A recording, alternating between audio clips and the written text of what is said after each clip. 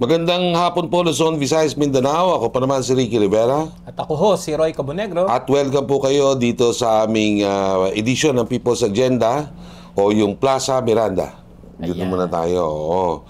Ngayon, isa po sa mga mainit na balita ngayon, naglabas na po ng order itong Court of Appeals laban po sa itong kontrobersyal na pastor ng SM at may-ari ng SMNI na si Pastor Apollo Kibuloy. Nagpalabas po ng freeze order ang Court of Appeals sa mga ari-arian at bank accounts nitong si Kibuloy.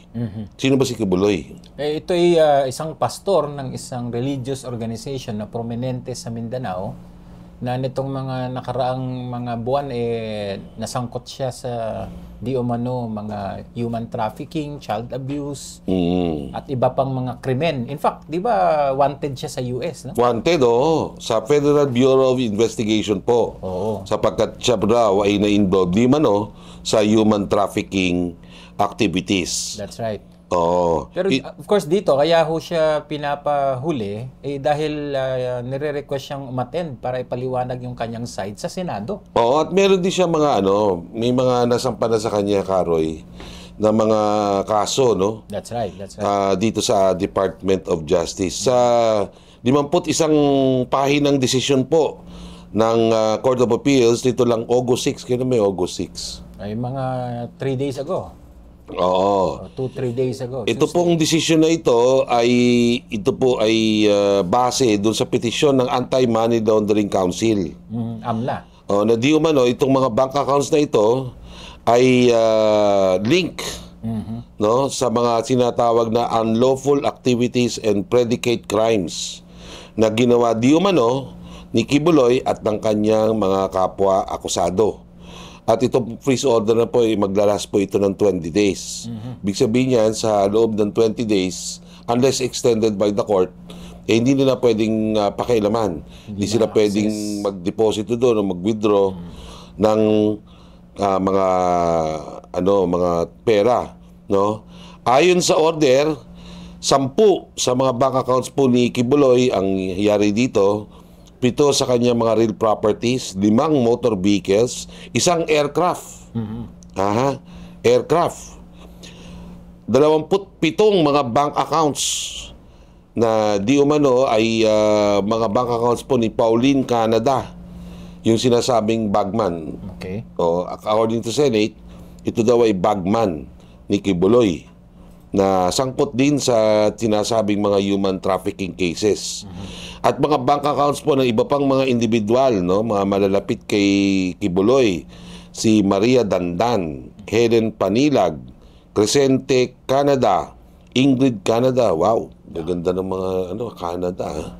Silvia Semañez, Jacqueline Roy, Alona Santander, at Marlon Acobo. Gayun din po 23 bank accounts. Napakarami pala. Ng Children's Joy Foundation, yung foster care center na di umano ay itinayo nitong si Kibuloy. Na-approve din ang 47 bank accounts ng Kingdom of Jesus Christ. Ito pong simbahan. Yung mismong simbahan nila. Ni Kibuloy. At 17 bank accounts ng Suara Sug Media Corporation. Itong parent company ng SMNI o Sunshine Media Network International. Naku, walang sisweldohin yung mga yan ang kawawa tao ng SMNI. Baka may epekto dun sa kanilang mga manggagawa. Oo. At kanina, yung Court of Appeals po, pinalam na po yung desisyon na yan dito sa mga bangko at kanina pong ini-implement na po itong freeze order. Kung matatandaan po ninyo, bago ho nawala si Kibuloy, ipinamahala niya bilang administrator si dating Pangulong Rodrigo Roa Duterte. So ang tanong mo dyan, kapag pumasok na yung mga pulis, etc., kasi magiging parang government property muna ito for the meantime, iwasan lang natin yung gulo. Ayan ang kasi kasama na sa usapin ang dating presidente. So, yan. Tignan natin kung ano yung latest dyan. Ang sinasabi naman ng PNP, Sangayon ho dun sa regional director yata ng PNP nung siya po ay na-interview ng media, nandun lang ho daw sa loob ng compound itong ating pastor, no? Nandun lang ho yun, daw sa compound ng KOJC sa Davao. Ikaw ba nakapunta ka na dun? Hindi pa. Pero ang sabi nila, napakalaki daw ng compound na yun. Sobrang laki. Pero bakit hindi nila makakuan? Bakit hindi nila mahuli? May nakaharang ng mga tao eh. Yung iniiwasan din ng pulis ang gulo siguro. Kung ako yun, drone na lang. Diba? Drone. Makikita yun ng drone. That's right. Ngayon, pag binali na yung drone, panibagong kaso yun. Oo. Kasi government property. Government property na maaaring sirain. Sinira mo, So, ang tabayanan po natin sapagkat may mga haka-haka na baka anytime soon, itong si Kibuloy, mahuli na. That's right. So, tignan na ho natin yan. Mag-aantabay po ang current PH dyan. Pero kung ako kay Pastor, magpakita ka na. Diba? Para matapos na yan. Pakita ka ngayon, kung natatakot ka na bibit-biting ka, ano ba, kung magkipakita ka sa Senado, bibit-bitin na FBI, malay mo, yun talaga ang ano niya, di ba? Baka itinakda sa kanya yan. Di ba? Baka kasama sa hula yan na, in the last days, siya ay, magiging martir. Anong tingin mo dyan? Well, baka ganun ang interpretasyon ng kanyang mga supporter.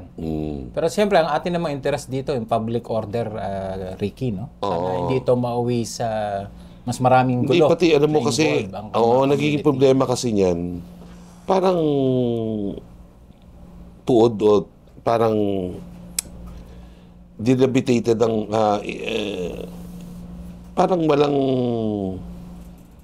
lakas itong ating nagkakaroon ng impresyon na baka walang gulugod itong ating pamahalaan na ipatupad yung batas. No? Kasi kung mahirap-hirap na tao lang yan madali lang. Oo. Baka binugbog pa nila, di ba? That's right. So, dito natin nakikita yung hindi naman kawalan, no? Kumbaga, hindi fair, no? Na pagkita ng batas sa mga tao kasi kung sa ibang tao yan, di ba, huli agad. Siyempre, siguro, ang dahilan ng kandito, ng police, no? Iniiwasan nila yung gulo. Dahil nga maraming mga supporter. Kaya maaari natin maintindihan sa ganitong konteksto. Pero lahat itong mapapadali sana kung si Pastor ay magkusa na lang. Magkusa na lang kayo, Pastor. Sapagkat, ano ba ang sinasabi ng ating Panginoong Jesucristo tungkol dyan? Di ba?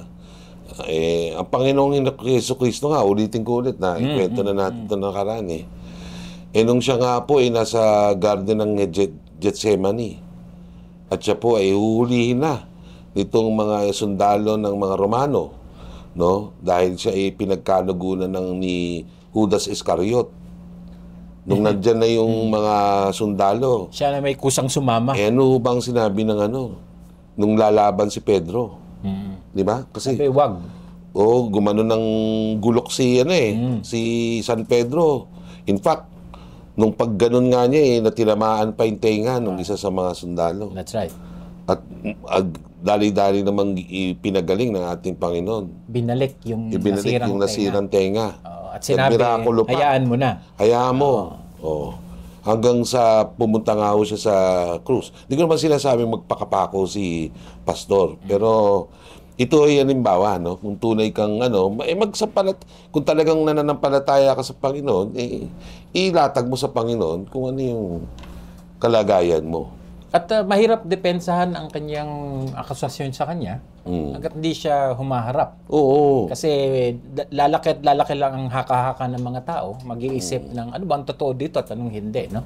Na mahalaga dito na talagang ma-expose at mabigyan ng pagkakataon ng side niya na marinig. Na hindi ho magagawa hanggat hindi ho siya susuko, no? Harapin itong mga kasong ito.